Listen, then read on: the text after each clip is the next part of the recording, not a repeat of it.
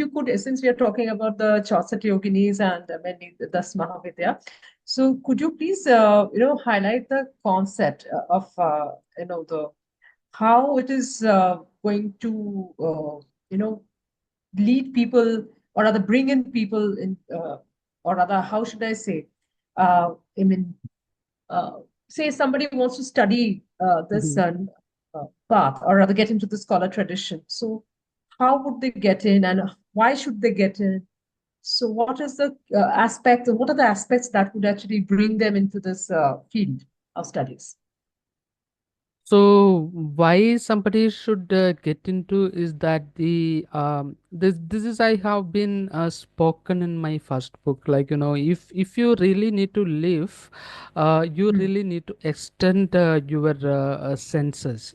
Why I am talking this, like the basically our reality is being the conceptualized, or the intellect which we have got from our sensual perceptions, like what we Mhm. see, that is what create the intellect on us. Like Hmm. imagine that if we can see what we were not able to see, so it Hmm. will create a bit more reality. For example, if we look into the sky, if we Hmm. see a group of galaxies that is 1 lakh light years away, what does Hmm. it mean? That whatever we are seeing right now is been happened 1 lakh years ago.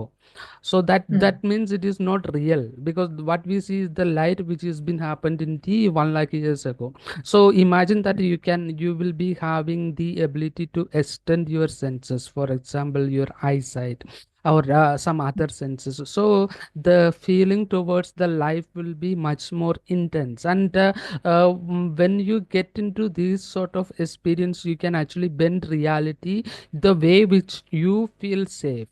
I like Okay. there is a An concept, example? there is concepts called vashyam. Vashyam is like attracting the opposite sex to your whatever the way you want, like so here Hmm. you can, if you go for the vashyam, you can actually attract the opposite people towards your life, whether it is in business, whether it is in the relationship, or whether it is in family and stuffs like that. You can change these people's mind which is not that much conscious actually. And So you're maranam. talking about Vashikaran basically, Yeah, right? Vashikaranam, Vashyam. So there is something called the Maranam. Maranam is like you can Maran, huh. destroy the people, those who are not Right. so much good with you. And Ucharanam, even you can kill people without their knowledge. That is called Hmm. Ucharanam. And Stambanam, like you Hmm. can destroy the Baglamukhi. enemy. Yeah, destroy the enemies talking to you. So these things are possible with the Mahavidyas. Concept Why of Mahavidya? Mahavidyas. And why Chaucer Yogini? Why should somebody get into the concept of the Chaucer Yogini? I mean, other than having interest in the getting interest in gaining knowledge, why should one get into the studies of the Chaucer Yogini? What are the the aspects that would actually touch transform their lives, and how would they get benefited, and how would that transform their life's journey? What would you like to say about that? See, the thing is like if we are sleeping, we will never understand what is the advantages of being awoken. Hmm. If you look into Mahavidyas, because these are the tools that can really transform you from the inside out, and it can extend your senses, it can give you greater well-being. So what happens over here, like you are really truly awakening. So if you're really truly awakening, you can see the life in a really different perspective altogether, and you can experience more on life. The life is especially more, like why do you need to settle for less, like Hmm. I mean, it's a choice whether you need to be experienced more or you need to settle for less. It's particularly you have to choose, and it is better to be awoken rather than that of sleeping, because if you are awoken, you can actually experience more than that of whatever you are sleeping. That So is you're why talking about the mindfulness, basically. this is not just mindfulness. There is a lot of Mhm. aspects will improve. The things will happens according to your way. Like, the business will improve, the ability to earn money will improve, the family life will improve, and the even the sexuality will improve. Your partner will be good with you, and things like that. So there is like it's more like, you can get into a better shape. The shape of you also will change, like, the body also has Transformed human beings, that's in terms of yeah. the personality, in terms of as a person. I mean, that way that you're talking about the personal growth, right? Yeah, but not just it's a transformation, like, your shape of how do Thought people process. how do people's identify you, like, people will talk the internal thing. The mind is more important than that of the appearance. Mind has to be really beautiful, but in the reality nobody even have an x-ray eye. They are not going to Hmm. look how good you are thinking. They only going to look how you are appearing. This Hmm. is the reality. If you want something in the real world, this philosophy is stupid. You have to be really pretty and beautiful. You have to be in shape. So this will Hmm. actually attract lot of steps to your life. And it's better to have a good life rather than that of having a lesser life, right? Like, so Correct. these kind of things Now, correct, correct. mm. Anything else that you want to add to it? Nothing. What was that, what Okay. you're saying? So, no, I was going to ask you that since we are talking about the Chaucer Yoginis and the Das Mahavidyas, Mm-hmm, mm-hmm, and uh, if you could explain the concept a bit more. We are talking about the benefits, we are talking about the transformations, yeah. But like people who are not aware of the concept at all, so what do you actually mean by the concept of Das Mahavidya, the Kala tradition, and the Chaucer Yogini cult? So if you could like give it in a very short ways, which people can, and a layman can understand, something like that. if you So if you why 64 yoginis and why Das Mahavidyas and who are they actually like if we look into in a very the brief way, if you could yeah, say yeah, it yeah. for people who are not aware of it. Yeah, so the thing is, like, if we look into the Mahavidya, so there are 10 of them is there. Like, it Uh-huh. starts from Kali. So Kali is basically your Huh. shadow self. Like, what is there in your shadow, that which you were not so aware of and you were not exactly looked into. And it has to be very careful, because once you are entering into your shadow, we will never know what would be the outcome. So the Kali, Tara Hmm. is there, and Shodasi it's there. Chinnamasta is basically Hmm. self-sacrifice and things like that. So when each aspect is goes with the mind, not exactly mind the self. So these things has to be purified in order to get into self. Once these things are purifying, you can actually go there deeply into the self. So this is one this is exact way. But when we look into the Kali, because Kali will manifest in the physical reality, that is also is there. So based on that, you can ask Hmm. things to the Kali, Tara, Chodasi. This because the why I am saying this, because the world is an illusion, Maya. So these things can Hmm. happen from another dimension, and you can manifest them into the physical reality. So these are the 10 aspects of life. And when we look into the 64 yogini, these are the 64 sub aspects of the life. And it is like, 64, it is connected to the 64 art forms and stuffs like that. And if we look really Right. Hmm. deep into the concept of the Chaushati Yogini temple, there is a place where the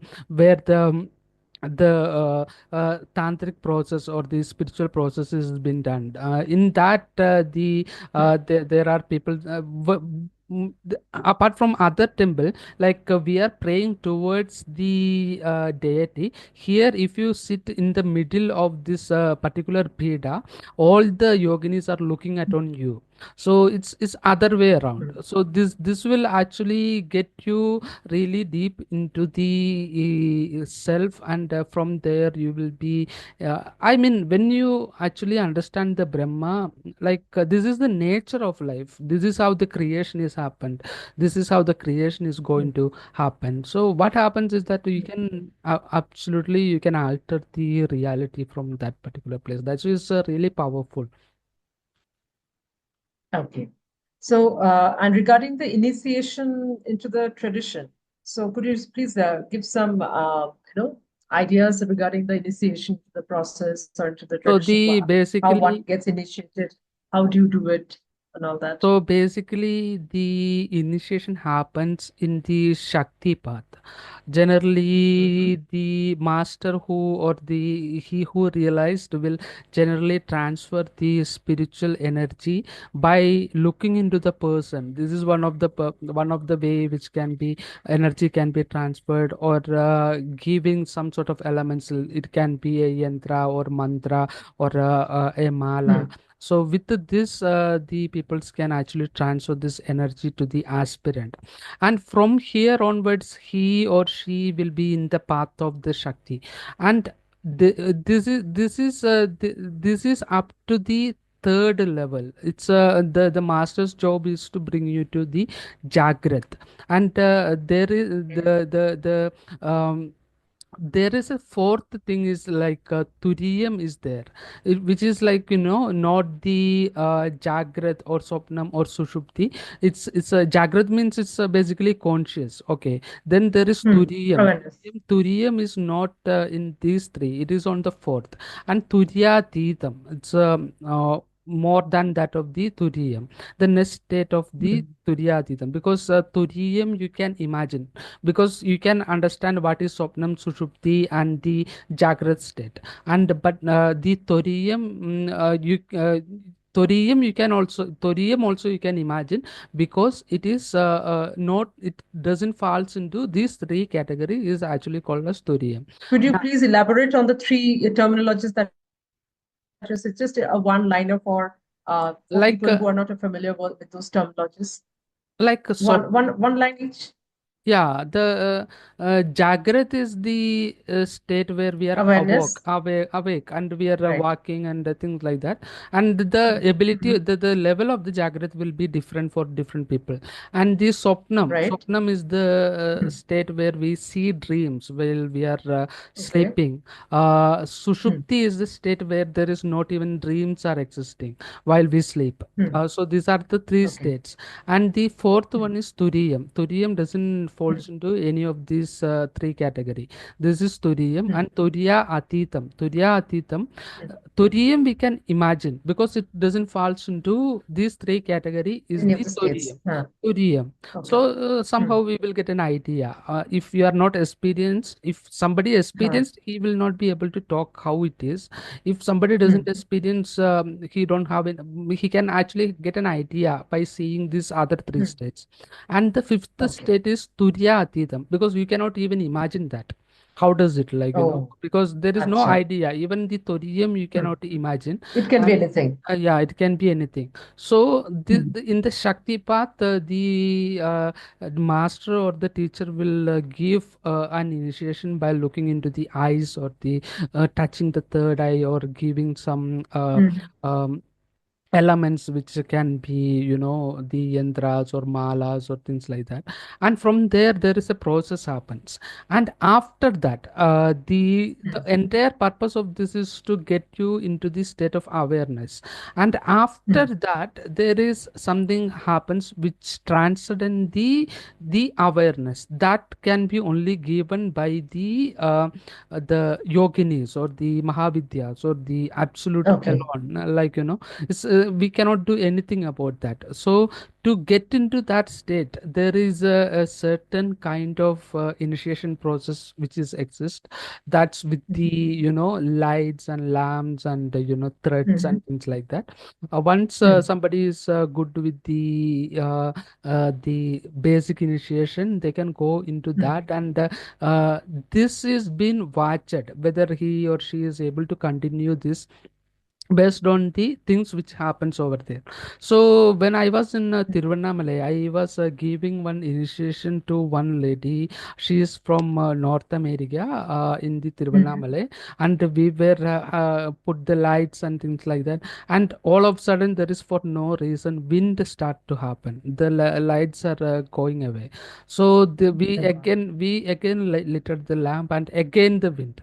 It was very normal. Tiruvannamalai is a kind Mhm. of, very normal city, and so it was very normal till then. Then suddenly wind start to happen. We tried it three times. Three times also the Mhm. wind has happened, and we were not able to do that.